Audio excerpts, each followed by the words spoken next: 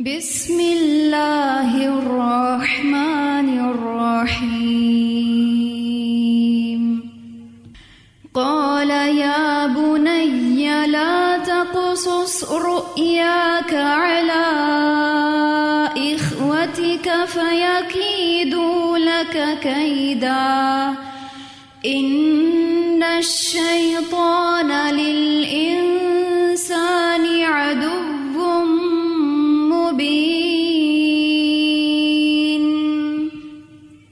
قال، اس نے کہا، یعنی یعقوب علیہ السلام نے کہا، یا بنیا، اب دیکھیں اپنے بیٹے کو کتنے پیار سے بلا رہے ہیں، اے میرے پیارے بیٹے۔ جیسے کہ میں نے آپ سے پہلے بھی ذکر کیا کہ یعقوب علیہ السلام خود بھی اپنے بیٹے سے بہت ہی پیار سے بات کرتے تھے، اسی لیے وہ بیٹا یہ تربیت لے رہا تھا کہ ہمیں اپنے بڑوں سے بھی پیار سے بات کرنی چاہیے۔ تو حضرت یوسف علیہ السلام نے اپنے والد سے اپنے خواب کو شیئر کیا۔ حضرت یعقوب علیہ السلام نے خواب سے اندازہ لگا لیا کہ ان کا یہ بیٹا عظمت شان حاصل کرے گا، بہت بڑے بڑے آنرز اس کو ملنے والے ہیں۔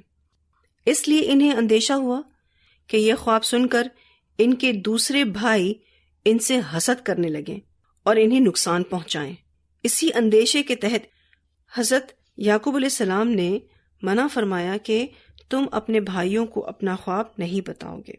کیوں نہیں بتاؤ گے؟ کہیں ایسا نہ ہو تمہارے خلاف چال چلیں۔ کیوں؟ کیونکہ شیطان انسان کے لیے کھلا دشمن ہے۔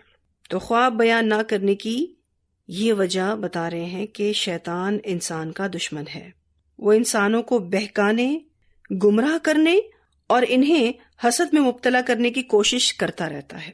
شیطان کے پاس اچھا موقع تھا کہ یوسف علیہ السلام کے بھائیوں کے دل میں حسد پیدا کر دے۔ حسد بھائی بہنوں کے درمیان بھی آ جاتا ہے۔ اب آپ بتائیے بھائی بہنوں سے زیادہ قریب کون ہے؟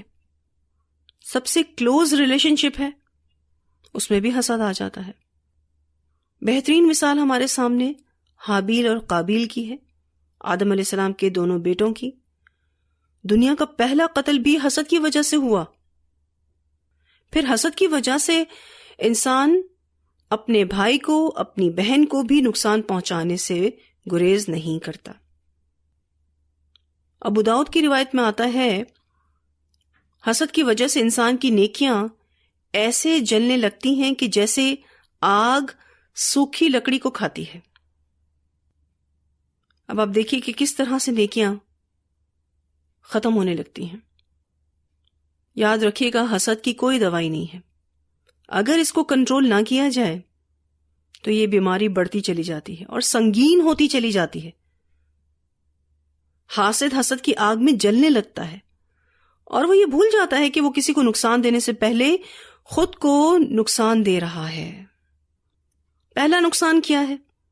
دل کی کڑن اور جلن۔ یہ وہاں ہوتا ہے جہاں کسی کے پاس آپ سے زیادہ ہو یا بہتر ہو، پھر حسد آنے میں کچھ دیر نہیں لگتی، الا یہ کہ کوئی اس کو کنٹرول کر لے۔ اور یہی وہ نرم گوشہ ہے جہاں سے شیطان انسان کے اندر بآسانی آ جاتا ہے۔ ایکچولی حسد کرنا انسانوں کی کمزوری میں سے ہے۔ اگر انسان اس پر قابو پا جائے تو ٹھیک، ورنہ شیطان اس کو نہیں چھوڑے گا۔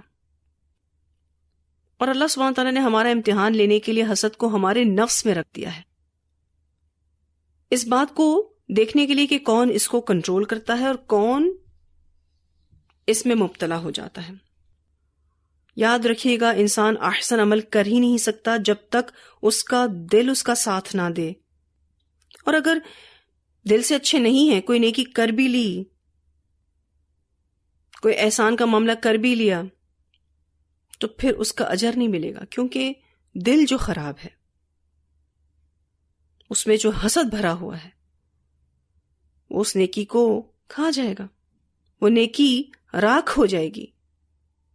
نبی اکرم صلی اللہ علیہ وسلم نے فرمایا، اپنی حاجات کو پورا کرنے میں کتمان سے کام لو، یعنی اپنے منصوبوں کی تکمیل کے لیے رازداری سے کام لو، کیونکہ ہر صاحب نعمت حسد کیا جاتا ہے۔ اس حدیث کو صحیح الجامع نے روایت کیا ہے۔ انسان خون کے رشتوں کو بسا اوقات کوئی نعمت ملتی ہے تو وہ اس کو برداشت نہیں کر سکتا ہے، جس کے پاس بھی کوئی نعمت ہے تو وہ حسد کیا جاتا ہے. یہ بات حق ہے. سوال یہ پیدا ہوتا ہے حسد کرنے والوں سے کیسے بچا جائے. حسد کرنے والوں سے ہم خود سے نہیں بچ سکتے، یعنی ہم کسی تدبیر کے ذریعے ان سے بچ جائیں، اپنی عقل استعمال کرتے ہوئے ان سے بچ جائیں، تو ایسا نہیں ہے. صرف اللہ کا تقوی ہی حسد سے بچا سکتا ہے. ہمیں سب سے پہلے اللہ کی پناہ مانگنی چاہیے. سب سے پہلے اللہ کی پناہ میں آ جائیں حاسدوں سے بچنے کے لیے. اور دوسرا عمل جس کی رہنمائی ہمیں احادیث سے ملتی ہے وہ یہ کہ بہت زیادہ دعائیں پڑھیں. اور پھر تیسری چیز جو یہاں بتائی گئی کہ اپنی خوشیوں کو چھپانا ہے، اپنی نعمتوں کا اظہار نہیں کرنا ہے. اور حدیث میں تو آتا ہے اپنی حاجات کو جب آپ پورا کریں اس بات کو بھی آپ نے سیکرٹ میں رکھنا ہے، چھپانا ہے.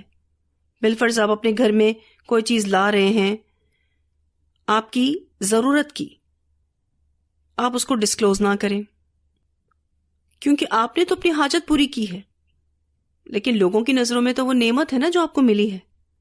تو حدیث کے آخر میں نبی اکرم صلی اللہ علیہ وسلم نے کیا فرمایا؟ ہر صاحب نعمت حسد کیا جاتا ہے. حالانکہ دیکھا جائے تو آپ جسٹ اپنی ضرورت کو پورا کر رہے تھے، اپنی حاجت کو پورا کر رہے تھے، لیکن لوگوں کو یہ چیز برداشت نہیں ہوتی. اپنی نعمتوں کا اظہار کرنا تو پھر بہت ہی زیادہ رسکی ہے. حاسد کا حسد بہت خطرناک ہے. اس کی وجہ یہ ہے کہ اس کے بعد اس کی نظر بھی لگتی ہے، اور نظر بد کا بڑا نقصان ہوتا ہے. ہم نہیں کہہ سکتے کہ جی کوئی نظر وزر نہیں ہوتی. نظر تو اپنوں کی بھی لگ جاتی ہے، پیاروں کی بھی لگ جاتی ہے، ماں کی نظر بھی لگ جاتی ہے اولاد پر، اور نظر کا لگنا برحق ہے.